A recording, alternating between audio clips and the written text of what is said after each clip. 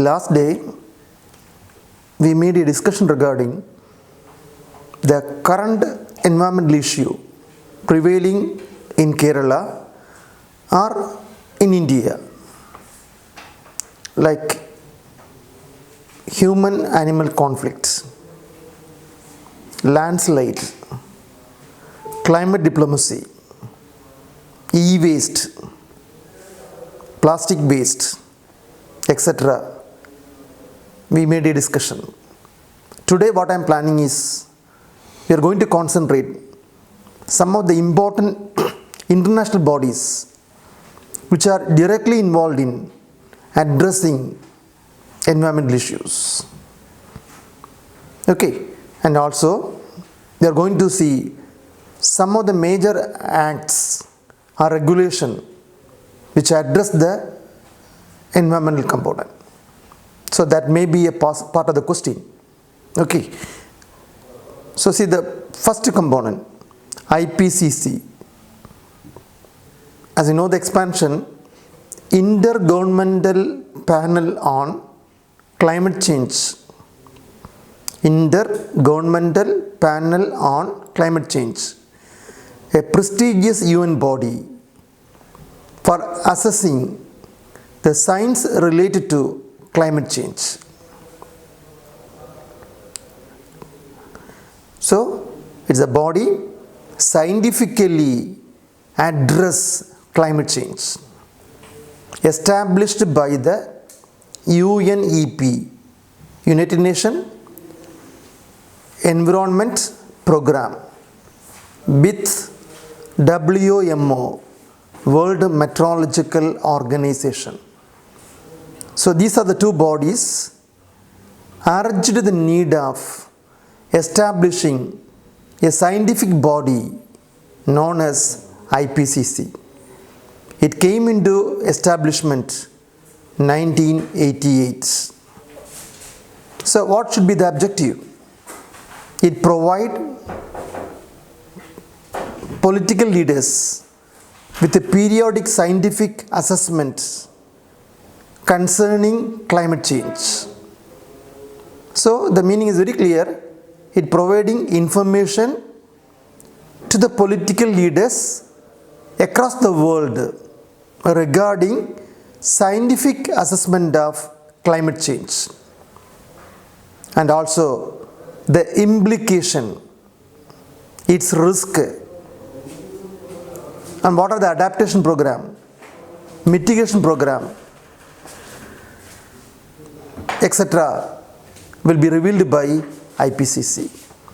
See the component. It provides scientific assessment regarding climate change, its implication and risk factor. Number 3, adaptation mitigation activities or strategies. The 3 components are dealt by Ipcc. Currently comprising 195 member states. Structurally, it comprising 3 major working groups. Group number 1, dealing with physical science basis of climate change. So mean scientific assessment of climate change. Working group 2, dealing with impacts, adaptation mechanism, vulnerability. Working group 3 covers mitigation activities or strategies connecting with climate change. So the point is very clear. The 3 groups are preparing reports regarding 3 important activities: scientific, vulnerability, mitigation. Okay. Currently, the question is very important in the sense that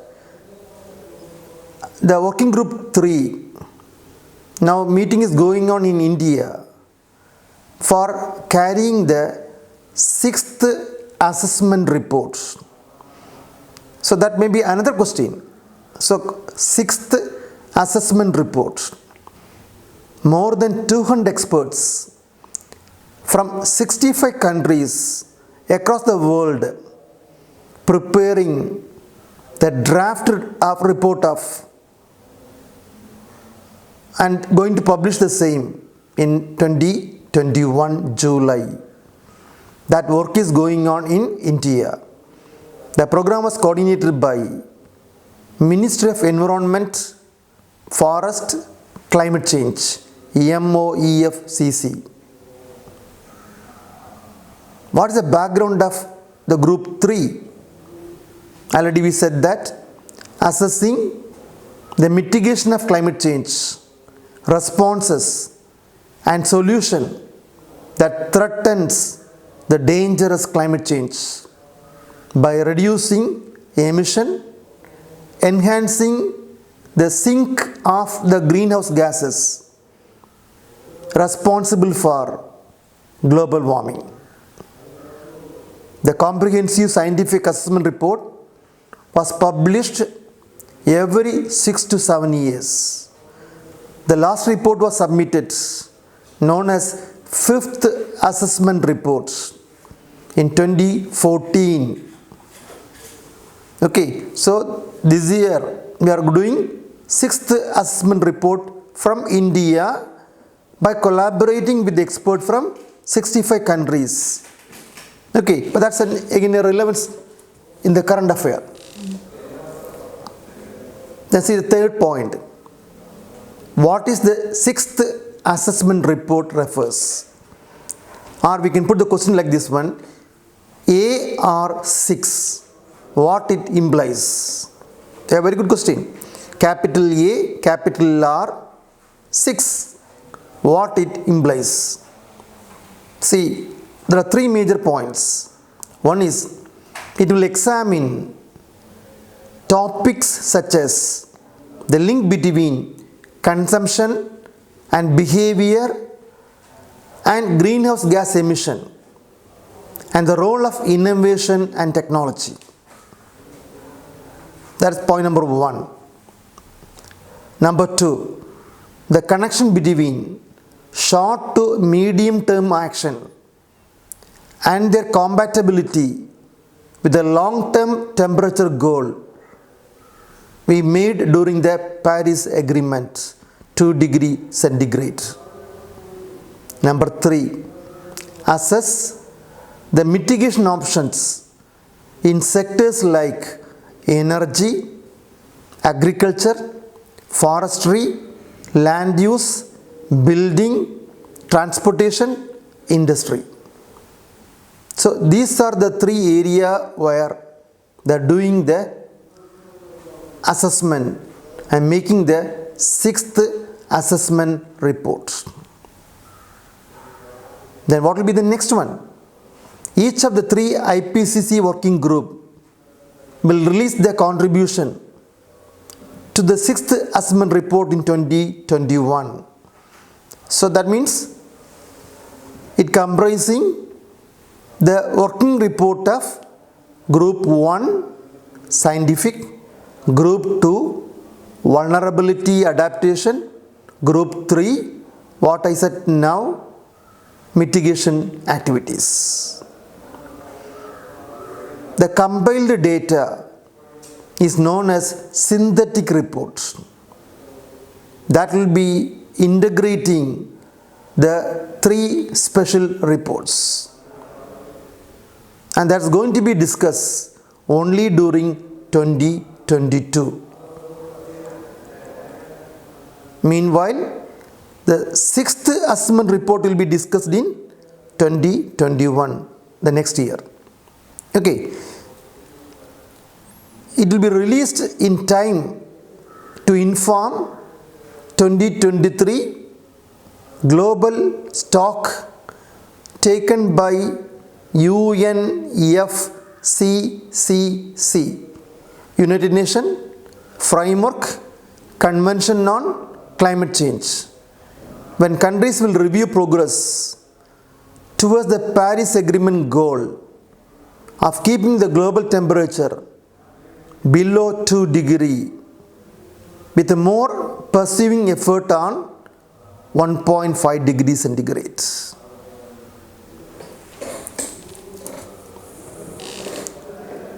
So, but that's the IPCC.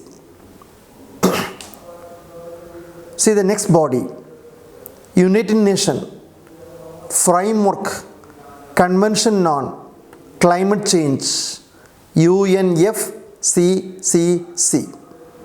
So this body or UN body closely linking with IPCC, because whatever the report made by the IPCC, for example, the 6th assessment report, synthetic report, etc. will be made into discussion by the countries with the meeting called UNFCCC. And again, this body came into force parallelly with 3 other bodies. One is Convention on Biodiversity, CBD. Second is UNCCD, United Nations Convention to Combat Desertification. Then UNFCCC. 3 bodies emerged on a single day. That's the uniqueness of that event. So when I say more about the UNFCCC, 1992, the UN Conference on Environment Development, popularly known as Earth Summit, the Rio Summit or the Rio Conference, where they urged the need of an international body to address the climate change. That's a way through which the body came into force. So even though it made the birth in 1992, get entered into the force in 1994, ratified by 197 countries. See? So the other body, IPCC, 1988, UNFCCC, 1992, initiated, established in 1994. According to the Article 2, the convention ultimate objective is to achieve stabilization of greenhouse emissions or concentrations at the atmosphere that would prevent dangerous anthropogenic interference with the climate system. So the point is very clear. So this body going to address the emission of greenhouse gases due to human activities that can lead to climate change. Okay, we will redraft the objective in another way. This should be achieved through a time frame sufficient to allow the ecosystem to adapt naturally to climate change, to ensure the food production is not threatened and enable economic development to proceed in a sustainable manner. So see the component here. The former is GHG emission leading to climate change because of human activity. And second component is the activity should be to minimize the GHG emission so that the ecosystem naturally occurring will be stabilized, so that the available GHG never harm the food production or threaten the economic development of the country. So that also will be addressed by UNFCCC. Again, what is the structure of the body? The major component of the body is Conference of Parties, COP, where all the countries are taking the membership. Okay, and this is the highest decision making body. Will discuss the climate related issues.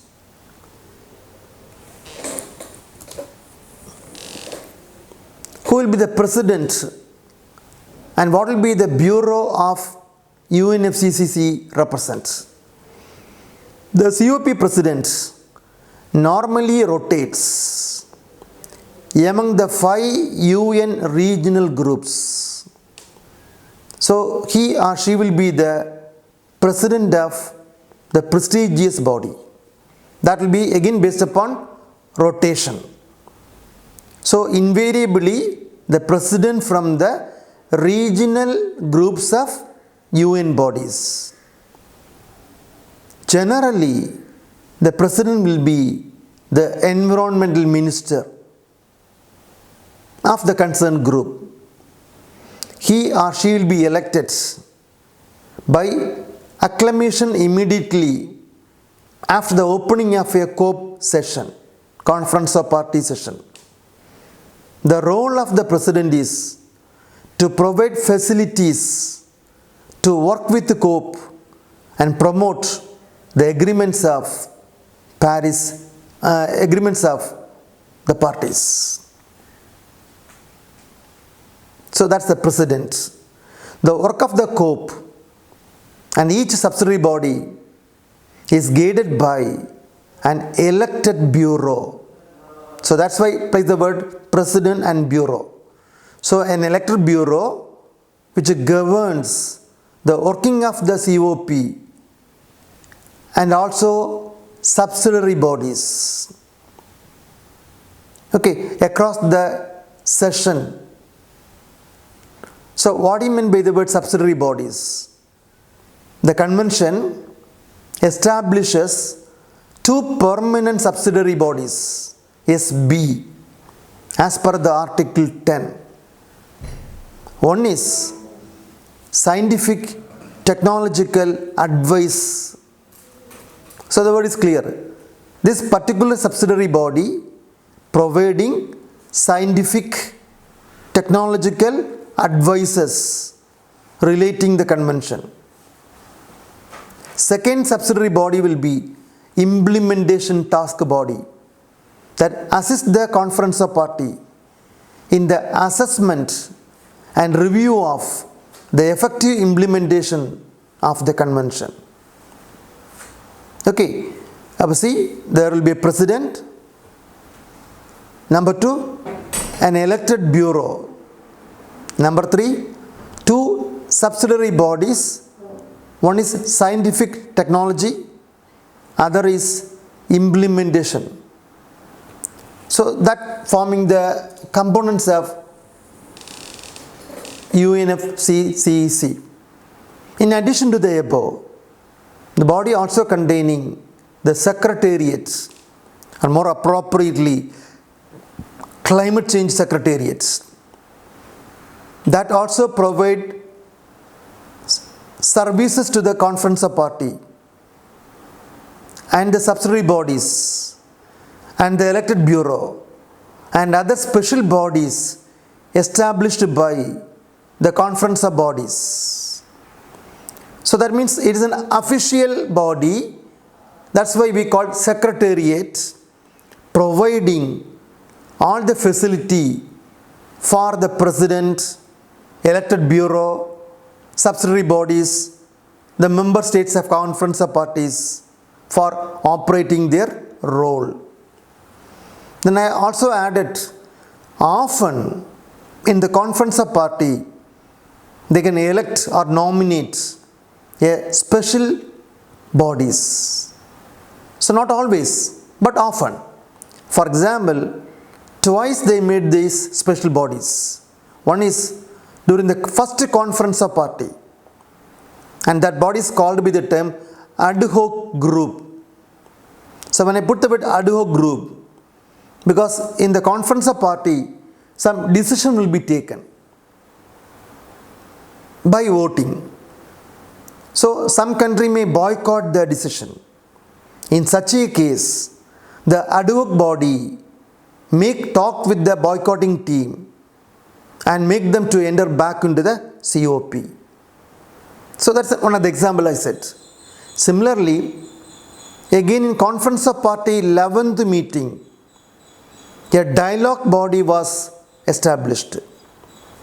So that also do exchange experiences, analyze strategic approaches for long-term cooperative action to address climate change. But these are the only two incidents in the COP where special bodies are appointed. One is Conference of Party 1, ad hoc body, a negotiating body. Number 2, in the 11th Conference of Party, dialogue to exchange experience and analyze the strategic approaches for long-term cooperative action to address climate change. Okay, that forms the structure of UNFCCC. The first Conference of Party was held in 1979. So at the time, there's no UNFCCC. But initially, people across the world assembled what is called by the term the first World Climate Conference. Because UNFCCC came into force in 1994. So till then, such an assemblage was carried across the countries in the world. So 79, they assembled for the meeting called First World Climate Conference. What the shortcoming of this body? Because this body is established in 1994. But till this day, we cannot achieve the target of reducing global warming and thereby the climate change.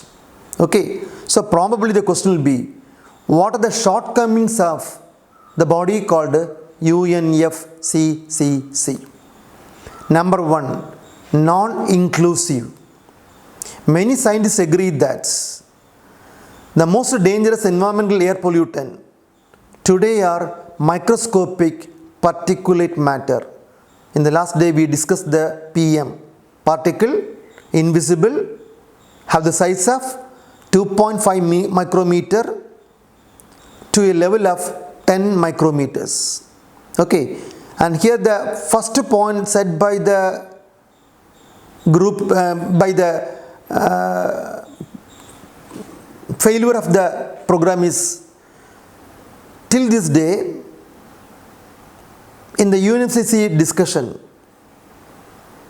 particulate matter is not included.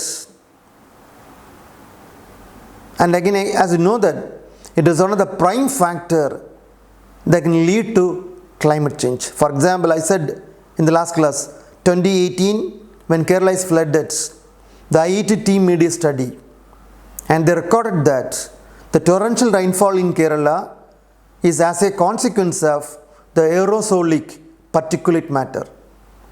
They changing the microstructure of the cloud, leading to short duration of intense rainfall.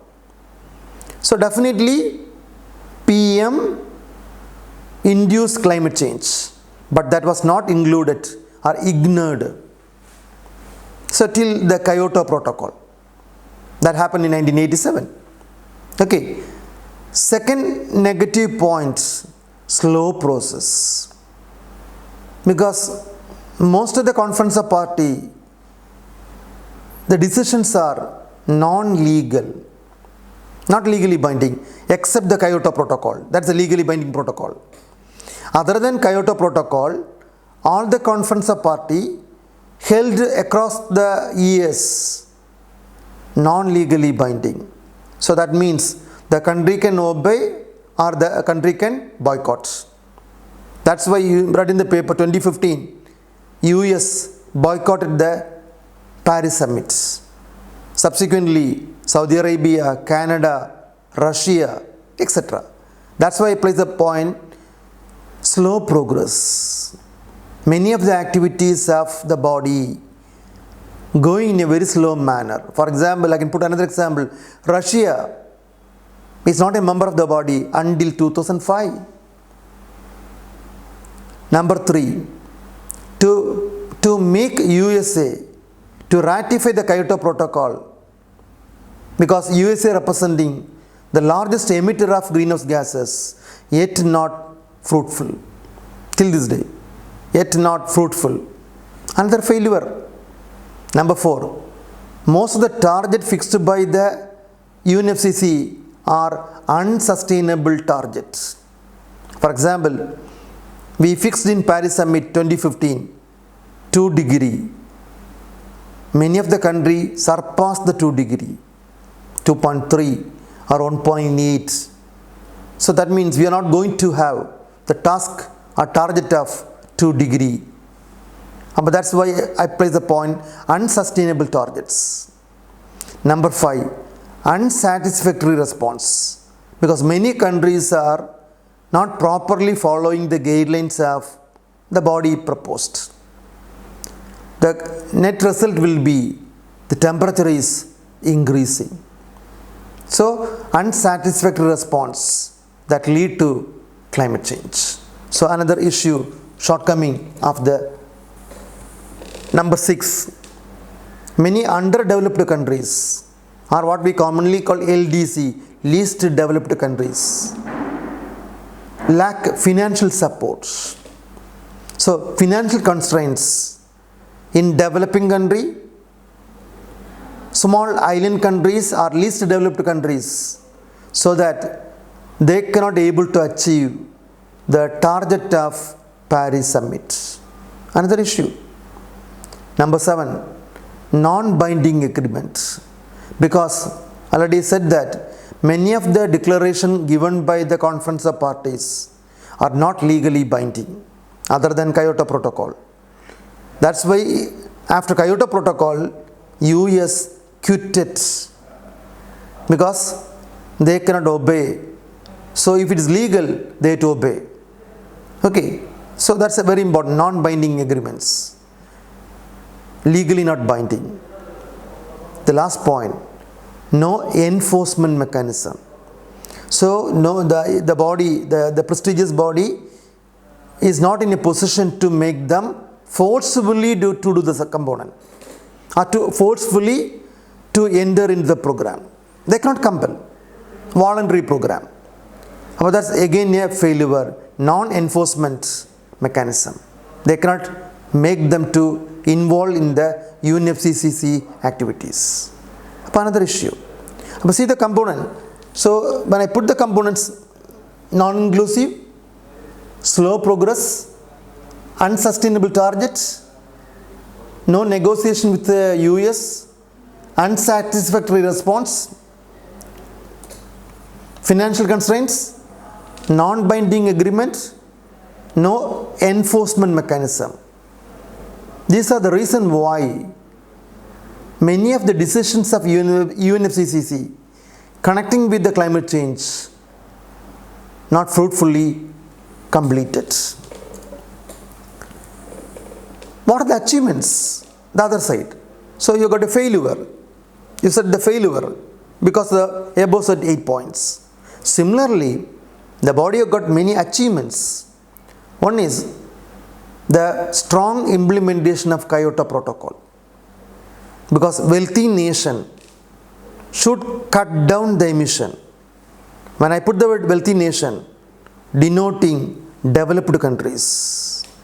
Okay, so they are bound to follow the emission reduction programs. That's an achievement. But the consequence, I said, America pulled apart, Canada pulled apart.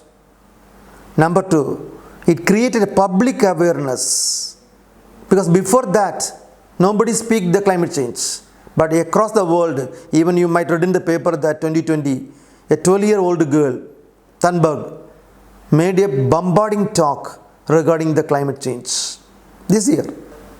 Although climate change in the late 1990s was certainly strong enough to negotiate an international treaty, it is hard to deny that scientific understanding of climate crisis has improved considerably over the past 2 decades, in which the body played a crucial role. Okay, I will say the connective point, public awareness, a milestone. Why public accepting the climate change? Because this body released or propagated scientific reason for climate change. Again, number 4, achievement. It enabled the planning and implementation of concrete activities under the National Adaptation Program of Action and the Nairobi Work Program. See the word. So each country can have got a planning for mitigating climate change or implementing some activity that will reduce the climate change under the prestigious component National Adaptation Program of Action, what is commonly called NAPA, and the Nairobi Work Program. That's also an achievement. But each country can plan accordingly to address or to mitigate or minimize climate change. So that's the 4th achievement. 5th is, it also created an innovative ideas. When I put the word innovative ideas means clean development mechanism, CDM, what we commonly call. So when I put the word CDM, this will mitigate climate change in that part of the country, because the program is Clean Development Mission, indirectly emission reduction. Okay, but that's again an achievement. And again, you can also add another component along with this point. Carbon credit system was implemented. For example, if India got a carbon credit, we can sell the credit to another developed country and get money for doing some mitigation activities of climate change. For example, we started solar energy trapping through this program. Okay, by trading carbon credit, we implemented initially solar projects. So whenever we implementing solar projects, invariably the emission from the coal drastically reduced. So that's the 5th achievement. 6th is establishment of UNFCCC. National governments have encouraged, increased the cooperation between development and transfer of technology across the world. Many of the developmental activity, many of the technological activity addressing climate change are shared among the countries. Another achievement. Number 7, it also providing a platform for financial support, technological support, transfer discussions, global partnership. All this under the roof of climate change. Again an achievement. Then what about the member countries in the group? So when I put the word member countries, there are 4 major groups. One is Annex 1, which comprising 43 countries or parties, and they mostly belong to the category developed countries. Annex 2, 24 countries of Annex 1 come under the Annex 2 countries. They expect to provide, or they provide technical, financial assistance to countries coming under this strategy. Annex B, the countries in the category Annex 1, whose first or the second round Kyoto Protocol GHG emission targets. Least developed countries, 47 parties, underdeveloped part of the world. So they have to reduce the climate change by getting support from the above developed countries. Non-Annex 1 parties are countries that are not listed in Annex 1 that come under the category of low income developing countries. So invariably developing countries. This is a way in which the countries are organized under UNFCCC. Annex 1, Annex 2, Annex B, least developed countries, non-Annex 1. So 5 major grouping. So again, there's another way of question. What's the aim of Conference of Party 25 of UNFCCC? So COP25 2019 was organized to finalize the rule book of the Paris Summit or Paris Agreement. COP20 was aimed or targeted COP 2019, the last year, to finalize the rule book of Paris Agreement.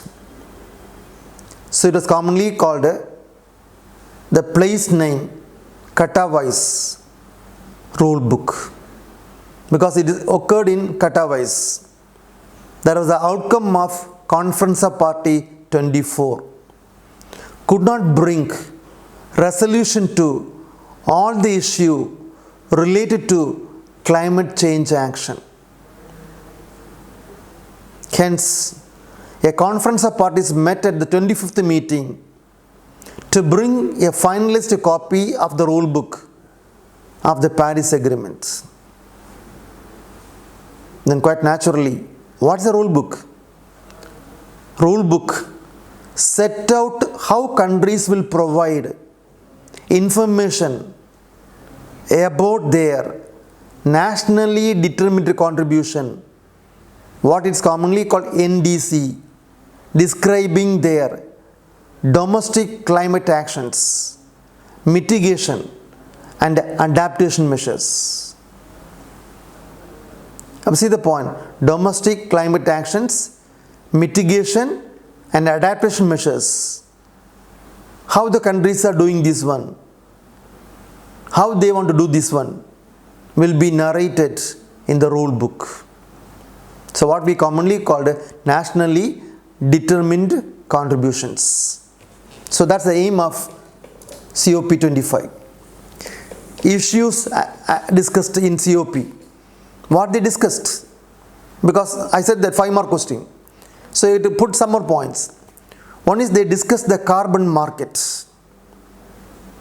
So that means trading of carbon credits between the countries. Number 2, GHG emission reduction target. So what will be the target of each country in terms of nationally determined contribution? So emission reduction targets. Number 3, individual targets of the member nations. So the member nation should give their individual targets. Number 4, other forms of international cooperation under Article 6 of the Paris Agreement. Number 5, functioning of international emission trading system. Number 6, compensation for poor countries to deal with adverse impact of climate change. Outcome of Conference of Party 2019. The discussion and talks on the issue yet again remain unresolved and was pushed to Conference of Party 26 that is going to take place in November 2021. So if you go through the news value, the COP25 is a disappointing meeting because no decision was taken regarding achievement of the target by the countries. So that's why the UN Secretary General said that the outcome was disappointing overview of Conference of Party 25. The COP25 was initially arranged in Chile, but it was later transferred to Madrid because some political issue not permitting Chile to host the program. Okay, but even though COP arranged in Chile, it was postponed to, or it was transferred to Madrid, Spain. Several reports are noted by the COP25, but no outcome was supplied. That's what I said earlier. In COP25, no decision was taken, but several things are discussed there. What are they? One is the UNEP annual report on emission gap. The word meaning is very simple. Emission gap is the gap existing between the target value and achieved value related with carbon emission. So they made a discussion regarding emission gap set by the countries. Number 2, as per the UNEP reports, the target of Paris Agreement will be out of reach unless the world begin to rapidly reduce GHG emission, the 1 degree goal, preferably during the Paris Agreement. They made a discussion. Number 3, Global Carbon Project Report. The report stated that the rise in the emission from fossil fuels and industries in the year 2019-2020. So each industry, what they emitted GHG, what they consumed the fossil fuels. Number 4, Ipcc, Intergovernmental Climate Change, Panel on Climate Change report. The latest Ipcc report discussed the land, ocean and the cryosphere connecting with the climate change. So they also made a discussion of Ipcc report regarding the land, ocean, cryosphere ecosystem in connecting with the climate change. Number 5, the need of the countries to get or a set agenda to mitigate GHG was discussed. So see the point, the need of the countries to have a set agenda to mitigate GHG was also discussed. Number 6, corporate climate movement. 177 companies at COP25 pledged to cut emission in line with 1.5 degree targets as a part of Climate Ambition Alliance, what it's commonly called CAA, Climate Ambition Alliance. 177 companies agreed to cut down the emission well below 1.5 degrees centigrade. Then number 7, the high-level panel for sustainable ocean economy was drafted because ocean undergo severe climate change issues. So they made a high-level panel for discussing the sustainable utilization of ocean economy as a part of nationally determined contribution. Number 8, reiteration of Paris Wretched mechanism. See, there's another word, Paris Wretched mechanism, RATCHET, also known as Paris Ambition mechanism, that ensures the member nations reflect and progress their NDC by increasing ambition to fight climate change over time. So that's the ambition of the countries.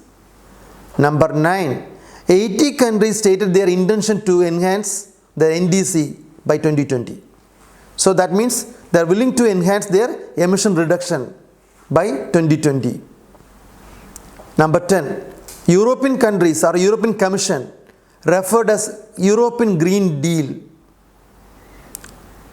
What the European Green Deal means, 25% of their budgets of the European Union going to be spent on committed climate action? Well, these are the components we made the discussion in the conference of Party 25, but nowhere we reached a positive results. So what will be the COP India? Another question. So what will be the India at COP? The major points India raised in COP meeting 2019 at Madrid are: India argued that the clarity over the promised provision of climate finance, because in the Paris Agreement and subsequently it was agreed that a climate finance fund will be given to developing countries, least developed countries. So India demanded or argued the same. Number two, it favored efforts to boost adaptation and building capacity to developing countries. So the developed countries should give support to build the capacity of poor countries. India urged the need. Number three, India along with China and Brazil pushed for certified emission reduction under clean development mechanism of the Kyoto Protocol. So that means India traded some carbon credit to other countries, but yet not we got any financial support from developed country through this carbon credit scheme. So India made these in the conference of Party 25 as complaint. Then what are the target of India? Number one, India agreed to go for non-fossil fuel energy 40% before 2030. Last class also I said the same. India have got 3 points agreed. In 2030, India going to produce 40% of their energy from non-fossil fuel. Number two, the emission reduction is in between 33 to 35%. Number three, additionally we are going to create 2.5 to 3 billion ton of carbon dioxide equivalent forest cover or tree cover. So that means we are going to trap carbon near to the value of 2.5 to 3 billion ton. These are the NDC given by India. Plus India made some argument regarding climate finance support from the organization. Okay, that's the COP 25 of India. Then Kyoto Protocol, an international agreement linked to UNFCCC, which commits its parties by setting an legally binding international emission reduction. That's what we commonly call Kyoto Protocol. Yeah. I said already that out of the whole conference of party, this is the only conference of party where the countries are legally binding in connection with emission reduction. The protocol commits state parties to reduce GHG emission based upon scientific consensus that global warming is occurring. It is extremely likely that human-made CO2 emission have predominated caused it. So we made an argument in the Kyoto Protocol that common but differentiate responsibility. That means the common task is emission reduction. The differentiate responsibility means the target of developed country will be more in emission reduction as compared to developing countries or underdeveloped countries, because the developed countries are historically responsible for emission reduction because they are responsible for the current global warming occurred in developing countries or the least developed countries. That's why the word is common but differentiated responsibility. Okay, so but that was made in the Morocco in 2001, referred as Marrakesh Accord. MARRAKESH, Marrakesh Accords. A second commitment period of the protocol was targeted in 2012, known as Doha Amendment to the Protocol. So, Kyoto Protocol have got two phases, phase 1 and phase 2.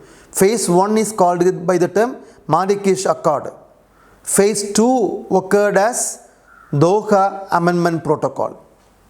The first commitment period, that's Marrakesh, 37 industrial countries and the European community committed to reduce GHG emission to an average of 5% against 1990 levels. Okay, so 37 developed country plus the European Union should reduce the GHG emission 5% against the 1990 levels. Second commitment, Doha Amendment Protocol. The parties committed to reduce GHG emission by at least 18% below 1990 levels in the 8-year period from 2013 to 2020. So each developed country was given phase 1, phase 2. Phase 1 5%, phase 2 18% of the 1990 target. And the protocol countries must meet their target primarily through their own national measures. So nationally they can decide what technology to be applied to minimize the emission of greenhouse gases. Okay, so now this year is the ending year. Again, in the Kyoto Protocol, 3 outbreaks are occurred. One is international emission trading. Second is clean development mechanism. Third is joint implementation. We'll see one by one. International emission trading is a system where parties that have exceeded their emission reduction commitments under the Kyoto Protocol may sell excess assigned amount units. So what is called by the term international emission trading. Number 2, clean development mechanism, CDM, allows emission reduction projects in developing country to earn certified emission reduction credits, each equivalent to 1 ton of carbon dioxide. These clean development mechanism earned certified emission reduction can be traded and sold and used by the industrialized countries to meet the part of their emission reduction target under the Kyoto Protocol. So, CDM is the main source of income for the UNFCCC Adaptation Fund. The Adaptation Fund is financed by 2% levy or tax on certified emission reduction issued by the CDM. So we brand them by the word clean development mechanism. And the last is joint implementation. Is a program under the Kyoto Protocol allows the industrial countries to meet their part of their required emission cuts by paying for projects that reduce emission with other industrial countries. So joint implementation takes place only between developed countries, targeting for emission reduction. Okay, so here I can summarize the point. IET, International Emission Trading, is based on the setting of quantitative restriction on emission. See the word quantitative restriction on emission. Clean development mechanism designed to encourage production of emission reduction in non-Annex 1 parties by implementing solar energy power, wind power, etc. CDM takes place between developed countries with developing countries. CDM and joint implementation are based on the idea of production of emission reduction. Joint implementation encourages production of emission reduction in Annex 1 parties, or it takes place only between industrialized countries only. These are the three outbreaks happened in Coyote Protocol. See, another very important topic, Indian Forest Act 2019. If you go through the news value last 1 month,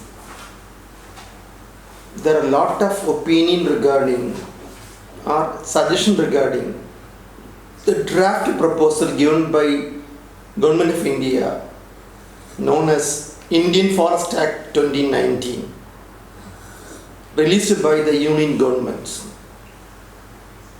So if you go through the data bank, Indian Forest Act was initially launched in 1927. But many changes are brought in the new draft proposal that was published in 2019. So that may be a part of the question. So here the question may be, because it is a draft proposal, not final. So the question here is, what are the key features of 2019 Indian Forest Act? Okay. So for simplicity, I make in a very simple manner. Point number 1, powers. So that means the draft law proposes to restore high management power and a degree of veto power with the forest bureaucracy over the Forest Right Act 2006. So that means the forest departments can take decision. So that's the word means here. So that means restoring their management power with a degree of veto power over the Forest Right Act. Forest officials should be able to deny or extinguish rights over the traditional forest tribals, even though already recognized under the Forest Right Act, reduce or restrict tribals and forest dwellers access to forest products, diminish the role of Grama Sabha by running a parallel system of village forest, wherein officials would have the last say. Got the point? So that means initially we got a Forest Right Act, which means the tribal rights. Tribals can settle there and utilize minor forest products for their livelihood, and that will be managed by Grama Sabhas or village assemblies. Okay, so currently the new draft proposing that forest department can veto power over the Forest Right Act. So that's one of the component. So the powers to investigate, the powers to search, power to seize the property, power to hold inquiries about the forcing attendance of witnesses and evidences have been retained and in parts enhanced. So simply the word meaning is that the ultimate power is on the shoulder of forest bureaucracy or department, not present in the previous proposals. Point number 1. Secondly, the center will be able to intervene in the state on matters of management of forest land, or center can overrule the states, because previously state is the custodian of the forest. Even now state is the custodian, but if need, central can overrule the same by saying that management of forest land. Number 2. Number 3, commercial use. That means open forest to private companies or for commercial plantation recommended. See, so in any area very near to forest area, if it is an open forest, then that can be leased for commercial plantation for multi-corporate companies, by which they can generate fund. Okay, so what they called production forest, introducing the legal provision for commercial forestry. Third important point, commercialization of forest for productive purposes, or we can put the word commercial forestry. Number 4, it can also well declare any forest as conservation area for the purpose of enhanced carbon sequestration. Okay, so any area, even if it is a human settlement area, can be restored back to protected area. So fourth one, the aim there, they are saying that they are going to improve forest cover, or you can put the word carbon sequestration, trapping of carbon by enhancing tree cover or forest cover, because India government is targeting for 2.5 to 3 trillion tree covers. So for that they can use. Again, improvement of the infrastructure.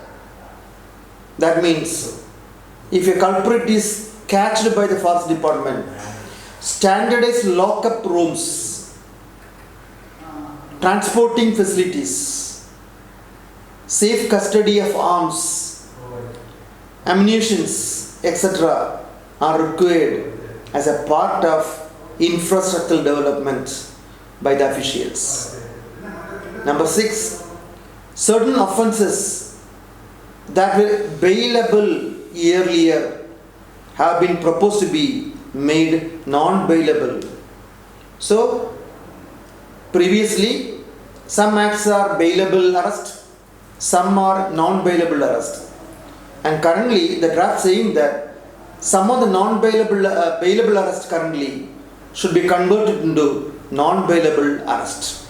So the law is going to become more stringent. So offense is going to become more punishable. So that's another change they have made. Then protection. The draft also proposed that to provide the forest officers using arms or amenities to prevent forest offense. So that means, like the paramilitary force, forest department should be forced with the protective component so that they can take actions. This is in addition to the immunity provided under 197 Code of Criminal Procedure 1973 for certain categories of public servants. Addition to that, so more armed force is required by the department for making the protection of the forest land. Okay, so something like Special Power Act. Again, 8th one, any person, forest officer, any officer of the state government cannot withdraw forest offences registered under the Act. Because normally, politically, sometimes we will squash the punishment. But currently, the new draft saying that they should be made into penalized if he or she commit mistakes. But that's again very important case. So case would be under the control of Forest Bureau. Again, collective punishment. The colonial provision of collective punishment of communities for crime committed by the individuals and the forest law has been retained. Because as you know that if one person commit a mistake, we can arrest them. If a community commit the mistake, it's not easy. So currently the draft saying that the community is also punishable. See, these are the major changes they made in the draft 2019. So that means the Forest Department is going to become more powerful than previously. Okay, so that's why some of the points are positive but some are negative. But anyway, there are a lot of opposition regarding the new draft proposal submitted by the Union government connecting with forest protection action. Okay, so that's that. Say the third one, Ramsar Convention. So it's one of the very unique topic, Ramsar Convention, what it deals. The word is very common one. A convention signed in 1971 in the Iranian city of Ramsar, and is one of the oldest intergovernmental accord targeting to preserve the ecological character of wood wetlands. See the point. Ramsar Convention addresses preservation or conservation of wetland ecosystem. Signed in the Iranian city Ramsar. The oldest convention, 1971, known as Ramsar Convention. It's also called by the term Convention on Wetlands.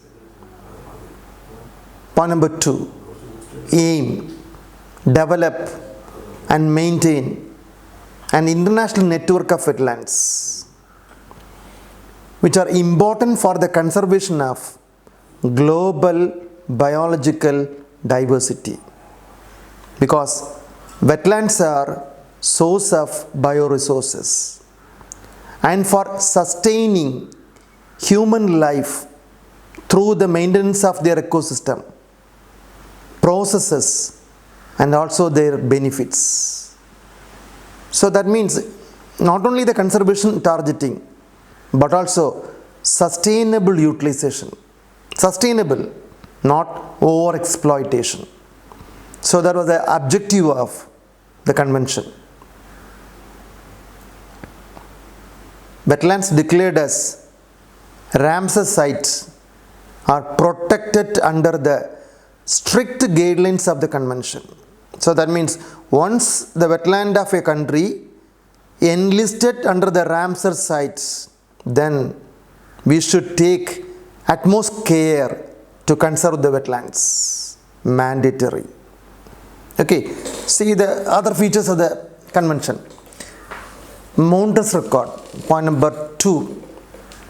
So what is wetland convention? What is the aim of the convention? Number 3, Montreux record. Montreux means Montreux is a document of the Ramsar Convention related with any wetland which is degrading currently due to human interference. So it may be encroachment, discharge of pollutants, etc. So human based activities, if it harm, deteriorate, degrade the wetland, such wetlands are kept in a document under the Ramsar site as Montreux record. Okay, so that will be maintained by the Ramsar list.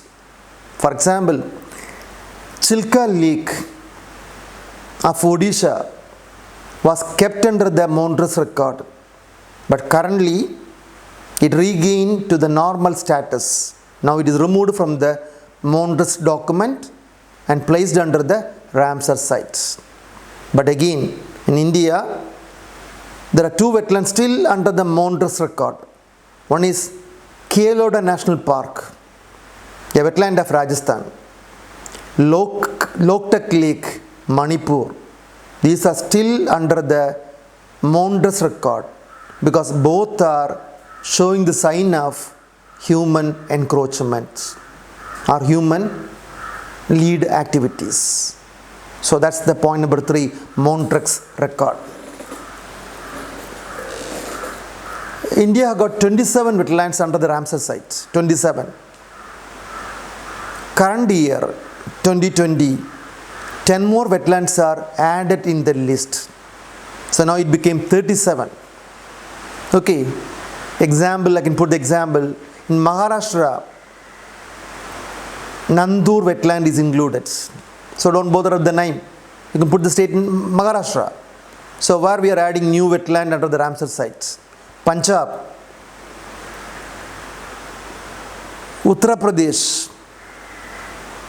So these are the 3 states where some of the new wetlands are again added in the Ramsar Convention sites. Okay, so the 27 wetlands in India distributed along Rajasthan, Kerala, Odisha, Madhya Pradesh, Himachal Pradesh, Assam, West Bengal, Jammu Kashmir, Andhra Pradesh, Manipur, Gujarat, Tamil Nadu, Tripura. See, these are the states where previously we got 27 Ramsar wetland sites. Currently we added 10 numbers more from Maharashtra 1, Punjab and also from Uttar Pradesh.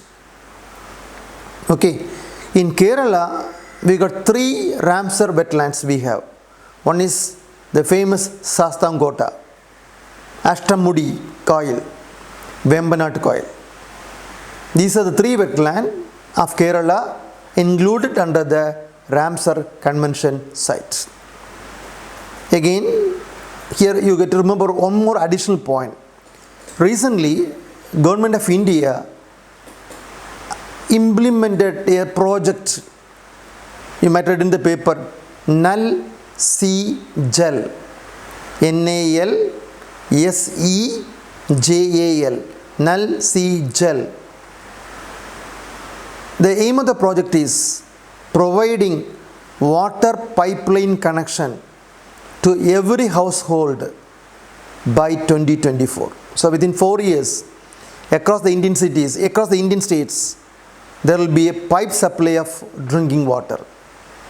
So this attracted the convention, appreciate the activities.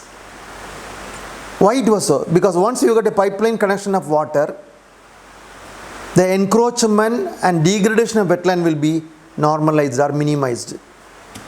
Because many rural people getting the water by tapping from the wetland resources. Okay, that's why the point is more important. Every year, Ramsar Convention sites declaring Wetland Day, International Wetland Day or World Wetland Day.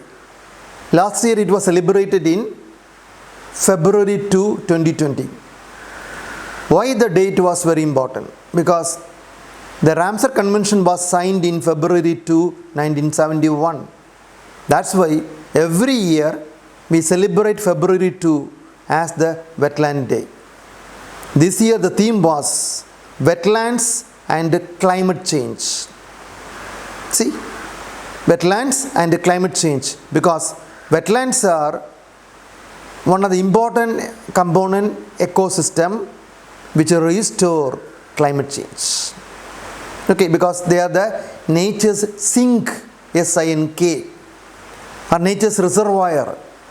So if there is a wetland, the flood will be minimized because the water will be stored inside the wetlands. Okay, but that's why the day is wetlands and climate change. What should be called as a wetland? So the point is again very simple: saturated with the water, either seasonally or permanently.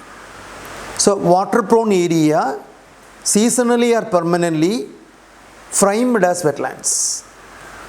Example, mangroves, kandal kadugal, marshy lands, rivers, lakes, deltas, Gangetic deltas, floodplains, flooded forest, rice field is a wetland, coral reef, all these are examples for wetlands. Again, ecologically it is very unique because it is rich in biological diversity, so representing the cradle of biological diversity. CRADLE, cradle of biological diversity. So that's what is a wetland. Again, there's another slogan was raised again, wise usage of wetlands. So when I put the word wise usage of wetlands, because Ramsar site itself saying that you can use the wetlands sustainably without any overexploitation. That's why the theme here is wise usage of wetland, or you can anchor the spirit of sustainable development. Okay, so that means the wise use guidelines comprising adapt the national wetland policies with legislation and institutional arrangement to deal with the wetlands. Point number 1, wise use of wetland comprising adapt the national wetland policies with legislation, institutional arrangements to deal with the wetlands. Number 2, develop program of wetland inventory, monitoring, research, training, education, public awareness. Number 3, take actions involving the development of integrated management plan covering every aspect of the wetland and their relationship with the catchment areas. Okay, so that means action oriented developmental integrated management plans. These are the 3 components we included under the wise use of wetland policies. Okay, so that's again very important. Then what are threatening of wetlands? One is the conversion of many of the wetlands across the world, including India and Kerala, into agricultural lands or into developmental lands. You take the example Alappuzha. So many wetlands are degraded and they go for multi-corporate developments. So that's why I place the word, either you are converting the wetland into agricultural land because rich in nutrients, fertile soil, or you are going for developmental activity, multi-corporate buildings. Number 2, many of the wetlands are located along the river bank or along the lake side or along the marine belt. Many industrials discharging their effluents directly or indirectly into the wetlands that cause heavy damage to the biota and the abiotic components of the wetlands. Second important point. And thirdly, because of the human interference activities, many of the wetlands are degrading, so leading to climate change. This climate change is indirectly or directly affecting the wetlands, because in February, March, April, many wetlands are dried, high temperature, heat waves. So that's why I place the point, climate change also causes much damage to wetlands. But that's the third important point. So that's the Ramsar Convention. Wildlife Protection Act, another very, very interesting topic, important. Wildlife Protection Act in India was amended in the year 1972. The act literally means providing protection of wild plants, animals, birds to ensure the environmental ecological security. This is the word means. So protecting the wild animals and plants, ensuring environmental ecological security is called by the term Wildlife Protection Act 1972. Again, India is the first country in the world. We implemented the legality of the act through Article 48A, Article 51A. See, India is another country where illegally we implemented the Wildlife Protection Act through parliamentary acts. So you know the word parliamentary acts. So very stringent, strict. What is 48A deals? State is the authority to protect the wildlife resources. So it is a bounded duty of the state to conserve the wildlife and forest.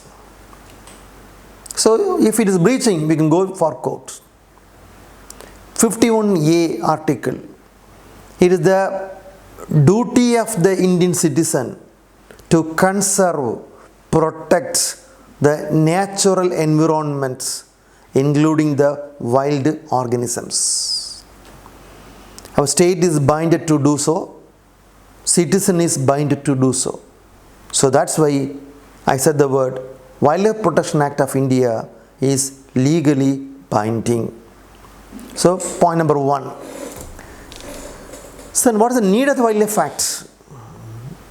Because if you go through the history of the Wildlife Act, during the British era, they made a component called Wild Bird and Animal Protection Act.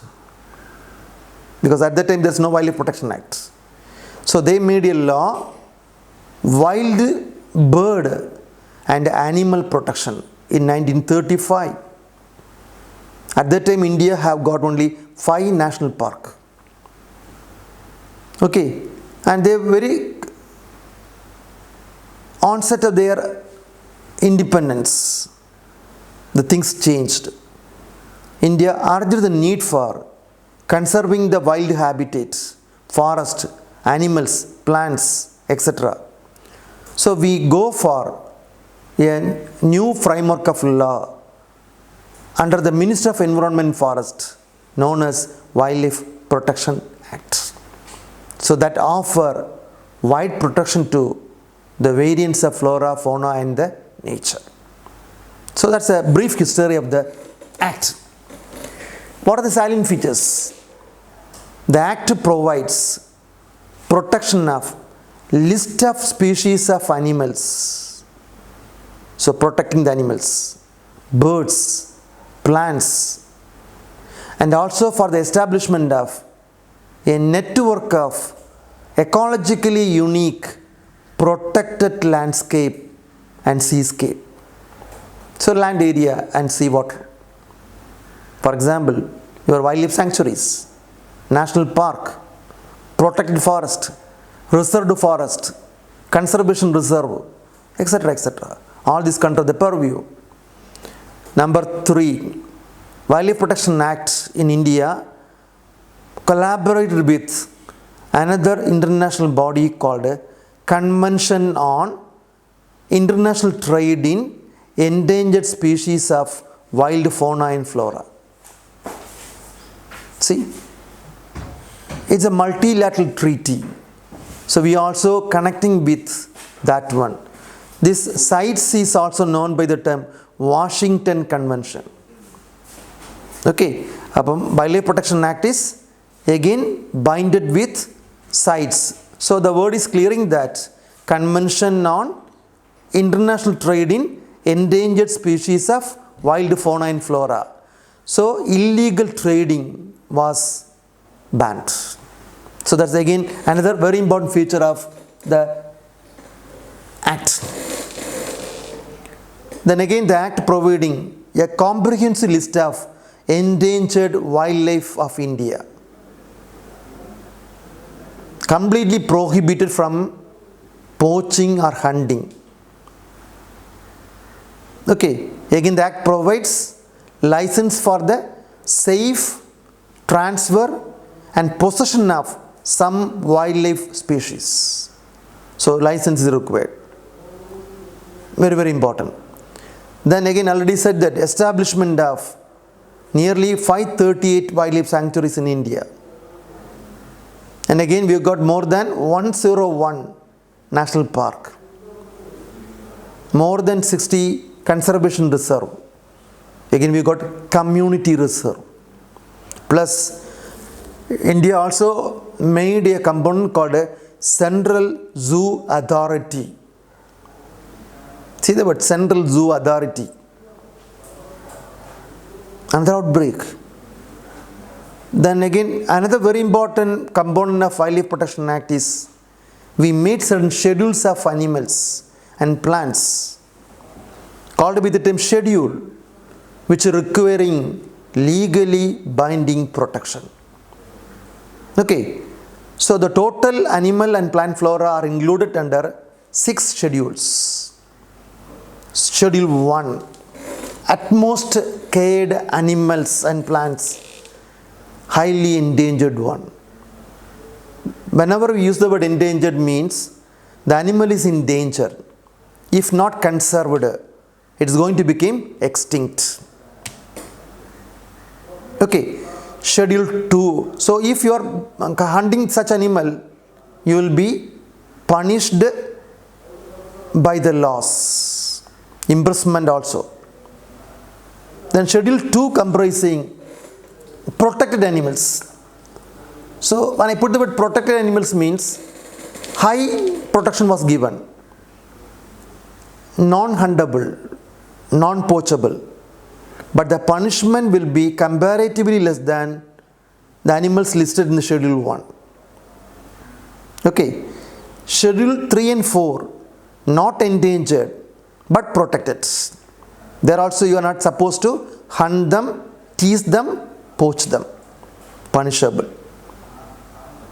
Okay, but that's a 3 and 4.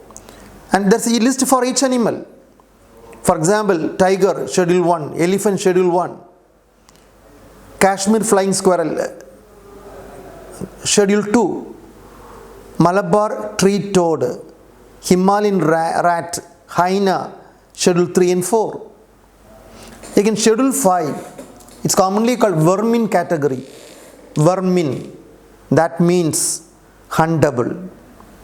Even though I put the word huntable, the list is very interesting, comprising mice, rat, common crow, fruit bats, etc., which you can hunt.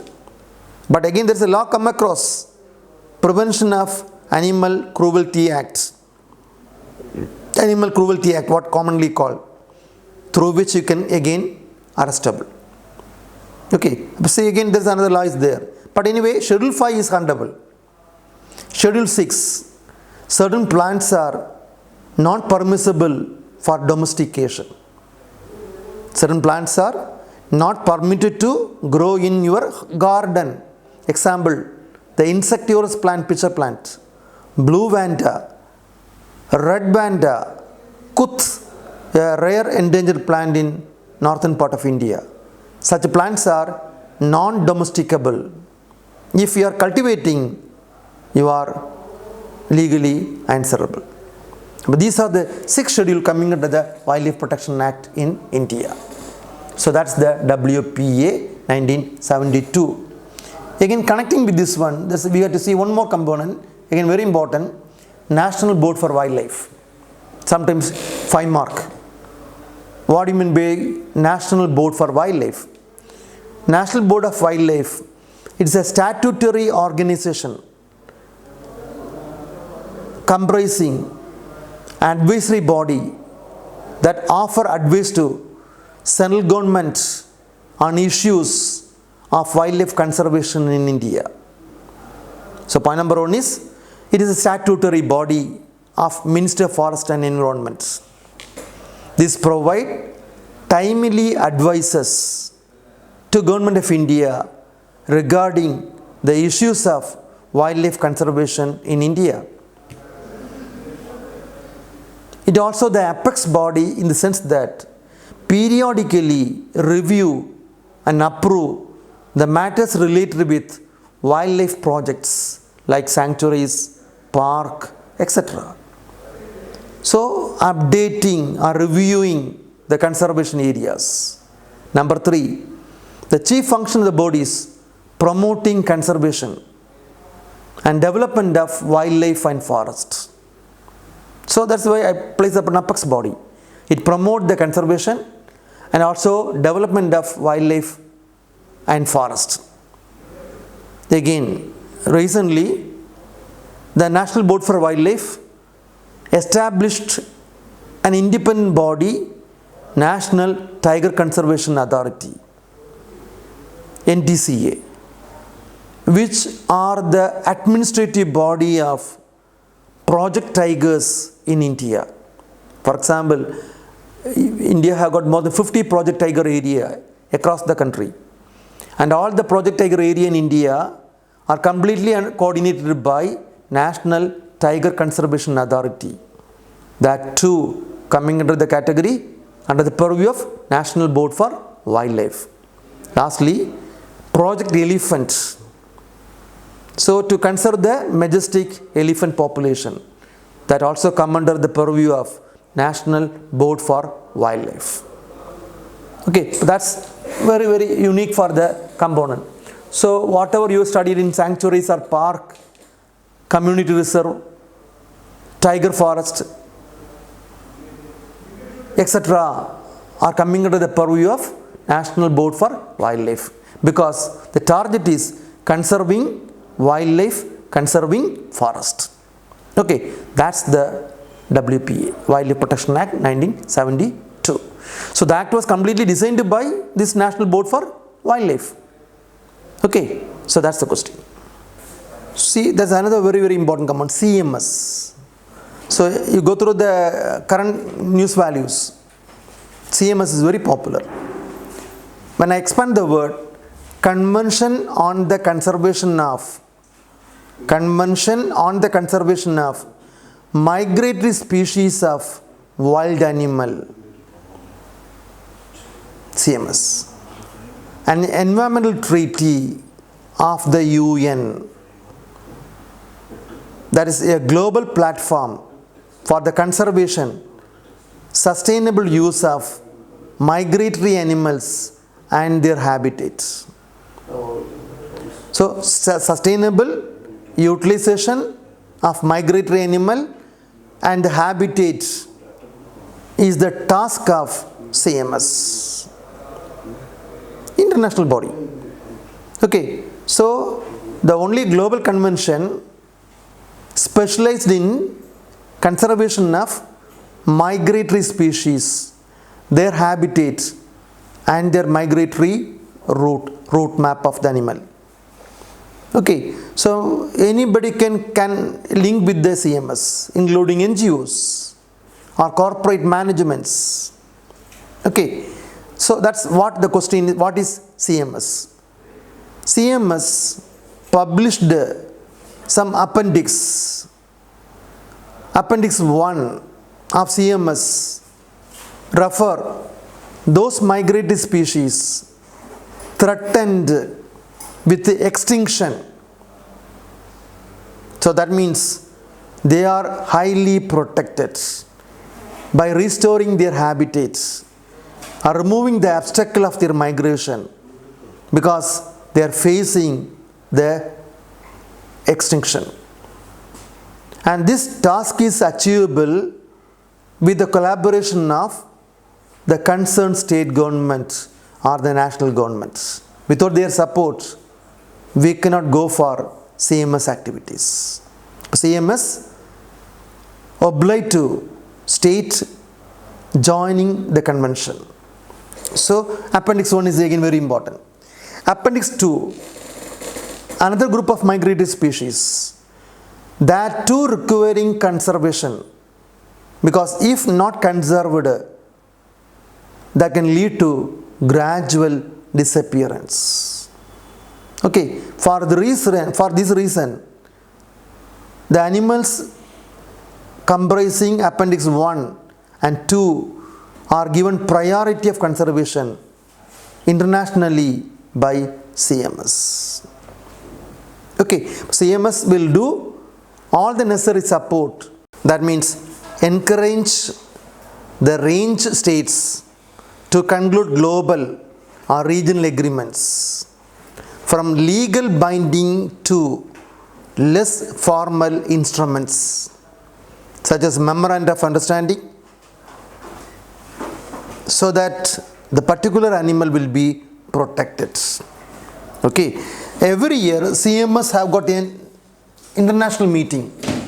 This year the 13th Conference of Party of CMS was held at Gandhinagar in Gujarat under the support of UNEP, United Nations Environmental Programme. The theme of this year is Migratory Species Connect the Planet and we welcome them home, because the animal is migrating. So, migratory species connecting the planet and we welcome them home. There was a theme declared in COP13 held in Gujarat, India. So during this program, two events is very important.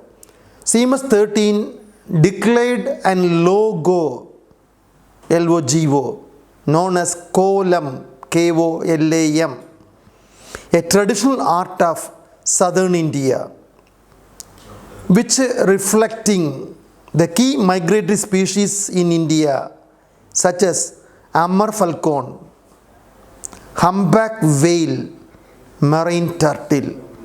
The three animal was made into a traditional art of India known as Kolam, is the logo of COP13. Similarly, COP13 declared a mascot known as Gibi, Gibi, the great Indian bustard, one of the critically endangered species, requiring high prioritization of conservation through Wildlife Protection Act 1972. So, but that's again highlighting the CMS. India signed the CMS since from 1983, and currently India holding the position of President of CMS for the next 3 years, because 2020 we are arranging the program. So next 3 years the CMS will be run by India, because India holding the position of President of CMS. Again, there is another very important feature of CMS in India is that India is a migratory route, what we commonly call Central Asian Flyway. See the word Central Asian Flyway. It covers area between Arctic and Indian Ocean, comprising nearly 188 migratory waterbird species, including 29 globally threatened species. All these are currently conserved through the program called CMS. Okay, that's why I said the word India about the Central Asian Flyway between Arctic to Indian Ocean.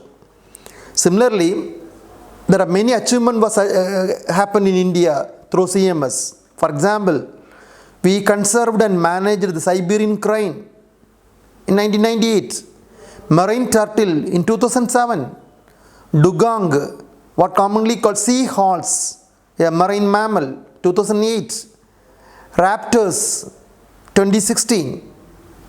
So, by collaborating with CMS, we made remarkable achievement in conserving many migratory species in India. Okay, see, that's the CMS. Another international body, traffic. See, another word, traffic. So the question will be, what is traffic? What is the relation of traffic with India in the current scenario? When I put the word traffic, try to record analysis of flora and fauna in commerce. Tried related analysis of flora and fauna in commerce. It's a wildlife trade monitoring network. Wildlife TRADE Monitoring Network, NGO, working on wildlife trade in the context of biodiversity conservation, sustainable development. So that's what the word traffic refers. It's a joint program collaborated with World Wildlife Fund, WWF, plus IUCN, International Union Conservation of Nature, established 1976, have got a global network, research-driven, action-oriented, committed to delivering innovative and practical conservation solution. See, the area, global network of research-driven, action-oriented, committed to deliver innovative, practical conservation solution. The headquarters was located at Cambridge, UK.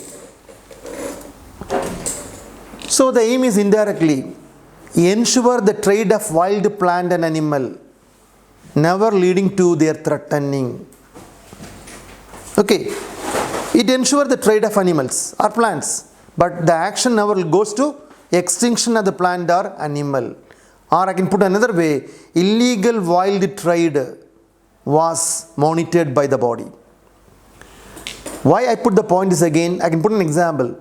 2011, there's a huge report was published in the Nature.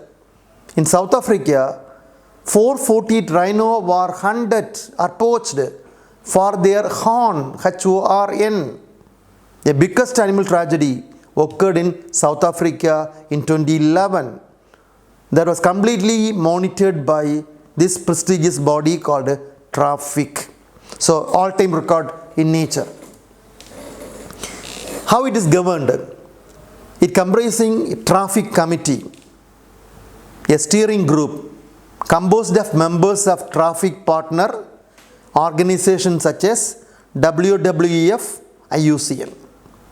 The steering committee was driven by the members of World Wildlife Fund and IUCN. Again, the traffic also work in close cooperation with Secretariat of Sites. So when I dealt with the Wildlife Protection Act, I employed the word sites. So traffic is also collaborating with the Secretariat of Sites, Convention on International Trade in Endangered Species of Wild Fauna and Flora. The staff members of the body comprising biologists, conservationists, academicians, researchers, communicators, investors. So many. So all these are directly or indirectly involved in maintenance and conservation of the body. Function. Held in the evolution of international wild trade treaties. For example, they will provide awareness program globally. Because some species like tiger skin, elephant ivory, rhino horn, some timber plant, some overexploitation of fish products, all this activity can lead to extinction of the particular animal. That was monitored by this prestigious body called Traffic. Okay, but that's the role of this body. Traffic in India. So India is a strong partner of Traffic as a program division of WWF India, and headquarters lies at New Delhi, right, in the year 1991. So they will monitor or providing support to national, state governments and various other agencies regarding illegal wildlife trade. Similarly, it also enhanced the capacity building program connecting with, binding with wildlife law enforcement in the country. That means it providing training, it providing inputs to officials connecting with wildlife enforcement activities. Similarly, it carry research and provide analysis of wildlife trade in India. For example, the recent project on leopard tiger, peacock, owl, hunting of communities, medicinal plant, bird trade, all these are monitored by traffic. So these are the activities currently they carried in India awareness program. So traffic have made some placards or some display. One is don't buy trouble. So that was displayed in the airport or in the tourist areas. That means if you are buying the horn of rhinoceros, skin of tiger, you will be troubled legally. So that's why the board is don't buy trouble. And second one is again very important. They have got another display or campaign called by the term wanted alive. See the word wanted alive means some of the endangered animal should not be disturbed. We want them with life. So these are the awareness program recently catched the market value across the country. And last point is that traffic is also collaborating with another body occurring in South Asia known as South Asia Wildlife Enforcement Network, SAWEN. South Asia Wildlife Enforcement Network, SAWEN. It was located with the headquarters at Bhutan, Paro in Bhutan. So they are also monitoring, are cooperating, are fighting against wildlife crime in the South Asian region. So traffic is also collaborating with this body. So that's the traffic. Then the last body, so many times we use the word CITES, Convention on International Trade in Endangered Species of Wild Fauna and Flora. Previously it was called by the term Washington Convention. A resolution adopted by members of IUCN in 1963 came into force 1975. So it is a multilateral international body, legally binding, so known by the term CITES. So what CITES occur? CITES have got currently 183 member countries or member states. It also ensures international trade, never leading to their threatening of survival. See, so like the previous one, traffic, they also give protection to illegal trade of wild animals or floras, plants, legally binding. Other is NGO, here it is a part of IUCN. CITES Secretariat is administered by UNEP, United Nations Environmental Program. The headquarters lies at Switzerland, other is Cambridge of UK. And again, CITES is working closely with the body called traffic. Then the powerful body under the CITES is Conference of Parties, like your UNFCCC. Here also there is a Conference of Party where the member states are members. So every 2 to 3 years they convene a meeting to review the trade related activities of endangered species. And they propose the list, remove or change the list in the CITES appendices. So not like the CMS, CITES have got 3 appendices, 1, 2 and 3. The last meeting was held at Johannesburg, South Africa, 2016. India hosted the meeting very earlier, the third one during 1981. CITES activities are legally binded, but never intrude into the national laws of the country. Okay, it provides framework to be respected by each party, which has to adapt his own domestic legislation to ensure CITES is implemented at the national level in the country.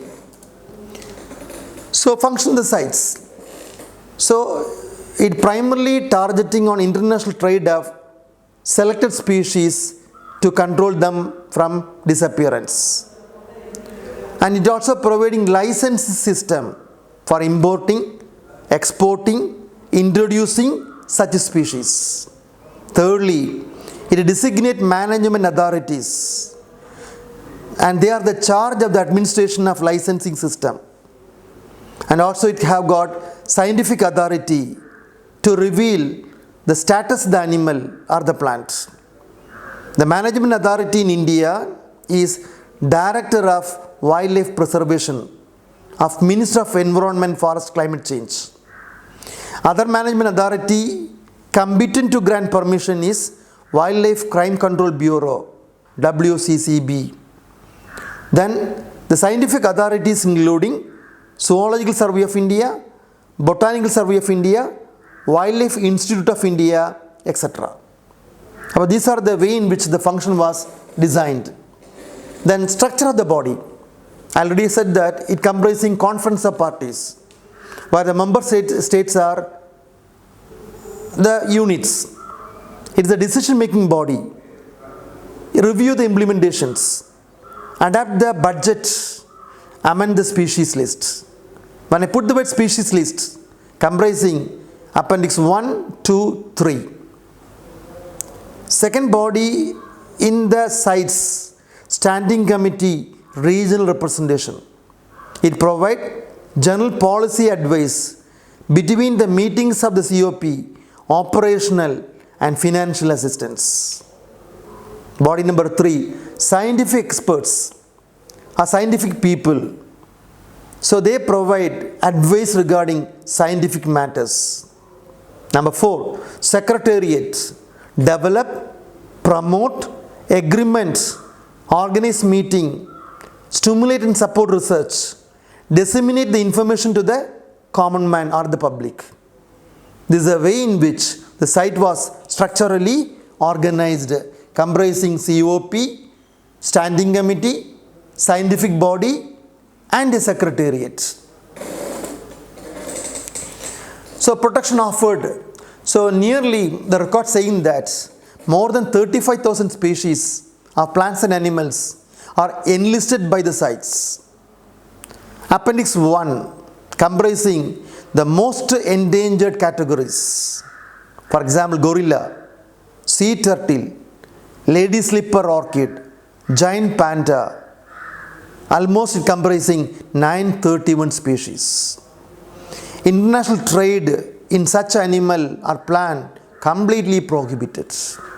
Okay, but you can export an animal or a plant meant for research activities, not other than that. Okay, that's Appendix 1. Then Appendix 2, not necessarily threatened, but continuous trading can lead to extinction. So it requires conservation. Similarly, Appendix 2 also include look-like species. That means it is a species resembling like the most endangered animal or a plant. Such look-like species are simile species are also included under the Appendix 2. Okay, it comprises nearly 34,419 species. Example, our mahogany, corals, paddlefish, lion are included under the Appendix 2. Appendix 3 is the mandatory list given by the concerned party or the concerned country. So we can give you a list. Okay, it is simply approved by the sites. The authority for the list is the concerned party or the concerned government. Okay, but 3 can be altered or changed according to the country. 1 and 2 by the conference of party of the sites only. We can provide suggestion. Decision will be taken by the COP held frequently. So again, there are many laws supporting sites in India. One is our WPA. When I said the WPA, I said that we are collaborating with sites. Second is Foreign Trade Development Regulation Act 1992. Foreign Trade Development Regulation Act 1992 also support sites. Similarly, Foreign Trade Policy of Government of India and Customs Act 1962 also support sites. Foreign Trade Policy of Government of India and Customs Act 1962 also support legally sites. Okay, three major laws supporting the sites. In sites in India, why sites is made in office in India? Because India is one of the mega diverse countries, rich in endangered species and flora. Western Ghats is known for everybody. India is known for the traditional knowledge regarding the biological resources. So, sites made a strong collaboration with India due to the reason I said, mega diverse countries, Western Ghats hotspot, rich traditional knowledge of India, made the sites to establish an office in India. Similarly, India is the hotspot of collaborative program with Indo-Burma. Similarly, the Himalaya, Sundar land that made sites collaborating with India. So again, India recently requested the Sites Authority to remove the rosewood from Appendix 2 because now the rosewood is commercially very important and it is monopolized across the Indian states. So India want to cut the rose tree. If it is in Appendix 2, legally enable the government to cut the tree. So India requested them to remove from the Appendix 2 for commercialization. Meanwhile, India also given certain animal from Appendix 2 to Appendix 1. See, some of the animal are requested to move from Appendix 2 to Appendix 1. Example, small clawed otter, smooth coated otter, Indian star tortoise. Okay, again, India also given a request to include jacko, wedge fish to include under Sites Appendix 2 because both are traded illegally to China. China traditional medicine requiring this lizard jacko are the wedge fish. But these are some of the components India currently requested in 2019 to include under Appendix 1 or Appendix 2 or remove from Appendix 2. Project Tiger. So when I said the word Wildlife Protection Act, one of the role of Wildlife Protection Act is established the body called National Wildlife Board. National Wildlife Board organized a body called NTCA, National Tiger Conservation Authority.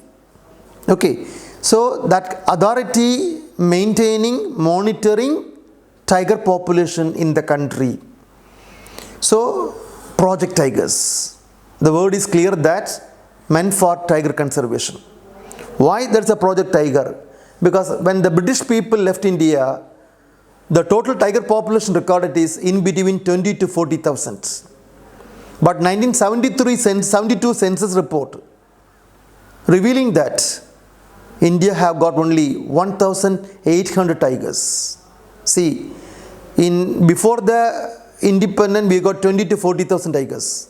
Now India, 1972, only 1,800. Means India containing only 10%. So Government of India, through Minister of Environment and Forest, implemented Project Tiger in 1973 across the Indian states. The first one being at Jharkhand Palamu Tiger Reserve, Jim Corbett National Park of Uttaranchal. So parallelly, across the Indian state, the program was launched. The administrator of the program will be National Tiger Conservation Authority. The aim is protect the tigers and their habitats. Again, government also set up a Tiger Protection Force. Tiger Protection Force under the Project Tiger to combat poachers or to help the local people regarding human-tiger conflicts. So it is a task force. Okay, Tiger Task Force, protecting the tigers by compromising with the local people and also to record or report hunters or poachers. So that's the initial part of the Project Tiger. Project Tiger was launched in India based upon the core buffer strategy. When I put the word core area, the interior of the forest, undisturbed, untouched, except the settlement of tribal people. So where no activities are permissible, exclusively meant for conserving, protecting tigers, core area. The surrounding area referred as buffer zone. That may be a feeding ground or a breeding ground where tribals can go there, collect minor forest products to maintain their livelihood. Okay, so this is the strategy adapted by Project Tiger in the form called a core buffer strategy. Okay, and again the area delimitation will be made into amendment by discussing with the Grama Sabha experts or with the local panchayats, with the National Tiger Conservation Authority. Then what is NTCA? I said that NTCA was an outbreak of the Wildlife Protection Board, Wildlife Protection in 2005 as per the recommendation of Tiger Task Force. So they recommended the need of a separate body to monitor, administrate tigers, National Tiger Conservation Authority, NTCA. The administration of the Tiger Reserve will be strictly in accordance with the guidelines. So they will follow mandatory guidelines for conserving the tigers. Tiger Reserve in India are administered by field directors mandated by the NTCA. So they are the authority, monitor the component, field directors. And no state government is permitted to alter the boundaries suggested by NTCA. So NTCA will mark the boundary, core buffer strategy. No state is permissible to alter the boundary. Number 4, no state government is authorized to denotify Project Tiger in the states, because the authority will be the government of India. Once you are getting the Project Tiger, you have to go for the Project Tiger. State have got no role to play. That's again very, very important. Functions of NTCA. So when I put the functions, they lay down the guidelines regarding the conservation of tigers in the Project Tiger area or sanctuaries or park. They also produce an annual audited report to be submitted to the Parliament every year. Number 3, the chairman of the concerned state will be the chief minister of the states. Okay, that's again very unique. The chairman of the NTCA, the Project Tiger in state will be the chief minister of the states. Number 4, this has been done with the view to ensure coordinating, monitoring, protection of tiger in the states. That's why the CM is the ultimate power in the state. So everything regarding tiger should be monitored, coordinated, viewed by the CM of the states. Number 4, every year the state government can give in a proposal tiger conservation plan. Okay, similarly, they can also state can formulate Tiger Conservation Foundation. The best practices offered by the state can be shared across the Indian states. This is a way in which NTCA functions. Project Elephant. So Project Tiger, subsequently Government of India through the MOEFCC implemented the Project Elephant. 16 of the 28 states in India have the Project Elephant, but not like the Project Tiger. It was distributed, or the Project Elephant is distributed across southern part of Western Ghats, northeastern India, eastern India, central India, northern India. Okay, Elephant is an endangered animal in India. Schedule 1 of Wildlife Protection Act, and also it is an Appendix 1 of CITES. So very unique, majestic animal of India. Why we gone for Project Elephant? Actually, the population number of elephant is not declining tremendously like the tigers, but many number of atrocities or teasing is recorded with the elephant. That's why I said in the first class, a food bomb killed a pregnant elephant in Kerala, Palakkad. See, and such atrocities should be minimized through Project Elephant. So, Project Elephant. Tiger face the threatening of extinction. Elephant face atrocities. Number 2. Elephant number have not increased or decreased, but increasing pressure on elephant habitat.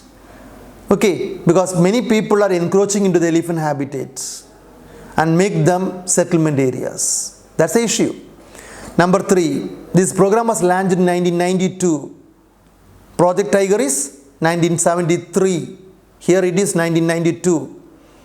It is also a central government program comprising National Elephant Conservation Authority. Similarly, Elephant Task Force like Tiger Task Force. The objectives of the program are: number 1, conserving, assisting the wild elephant population and their survival in the natural habitat. So, conserving the habitat, conserving the animal. Point number 1, addressing man-elephant conflicts. Because if you go through the data bank, many records saying that many atrocities are occurring on the elephant. So that's why I place the word man-elephant conflict will be addressed by Project Elephant. And third is, they propose scientific, action-oriented plans for managing, protecting, conserving elephants. Number 4, they will protect the elephant from hunters, illegal trading, unnatural death of elephants.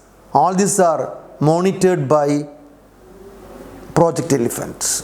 These are the 4 functions carried by Project Elephant. Then again, here we have to remember another very important term, elephant corridor. Because why the word is not like the tigers. Elephants are gigantic migratory animal. It moves because it requiring large area for grazing. Because of the requirement of large area, the neighboring habitat may be interconnected by corridors, what we commonly call elephant corridor.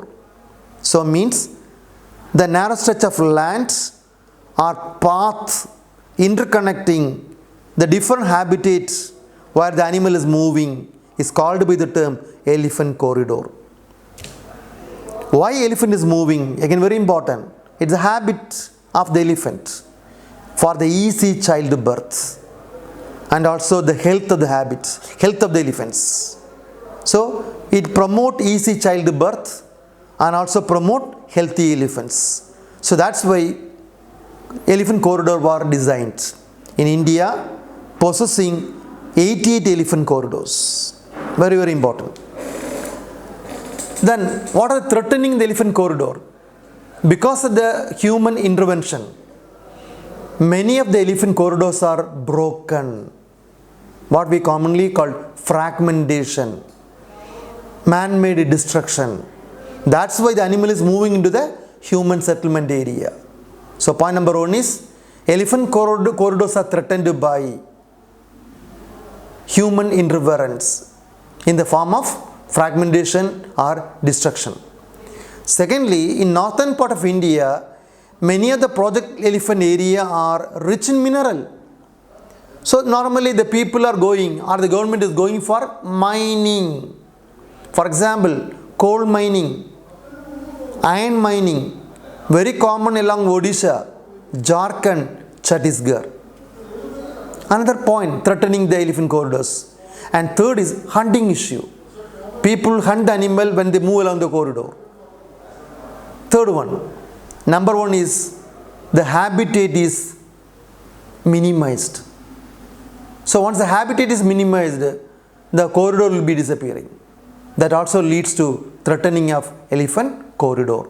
So my point is fragmentation, destruction, mining, poaching or hunting, reduction in the grazing habitat of elephant, leading to disappearance of elephant corridors.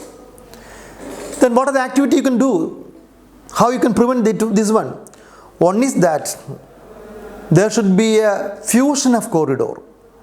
Now the corridor is isolated.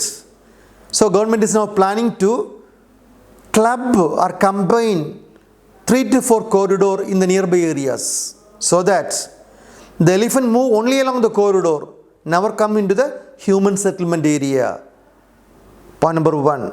So my point is very simple, connecting ecologically sensitive area by fusing the corridor of elephant, so that animal move within the corridors, never into the human settlement area. Point number one. Second is securing the corridors.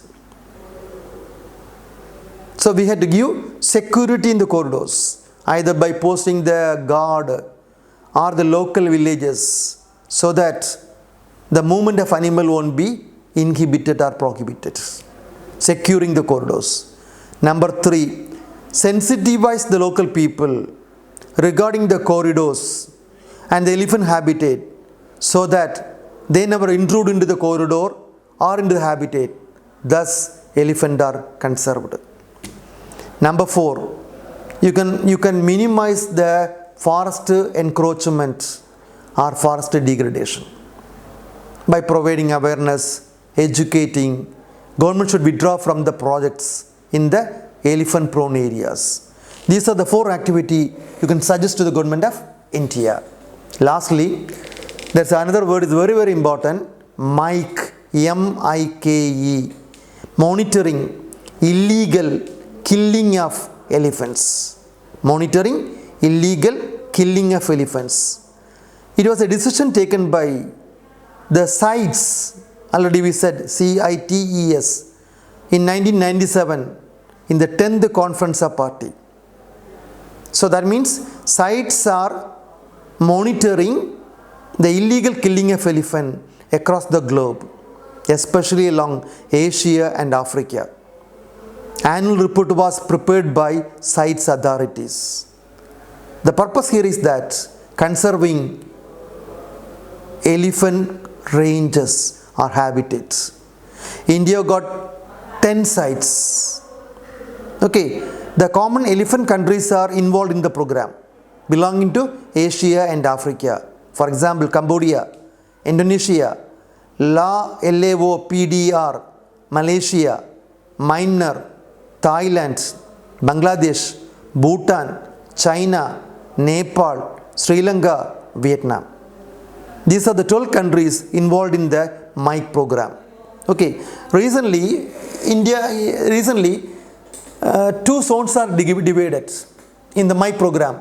One is South Asia, where the headquarters was in India, New Delhi. Second is Southeast Asia. South Asia comprising Bangladesh, Bhutan, India, Nepal, Sri Lanka. Southeast Asia comprising Cambodia, China, Indonesia, LAOPDR, Malaysia, Myanmar, Thailand, Vietnam. Okay, and MIKE get the funding from voluntary donation.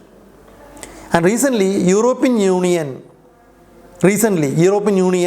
supported the MIKE activity in Africa, and currently they are supporting MIKE activity in Asian part of the world, through which we normally go for conserving the illegal killing of elephants.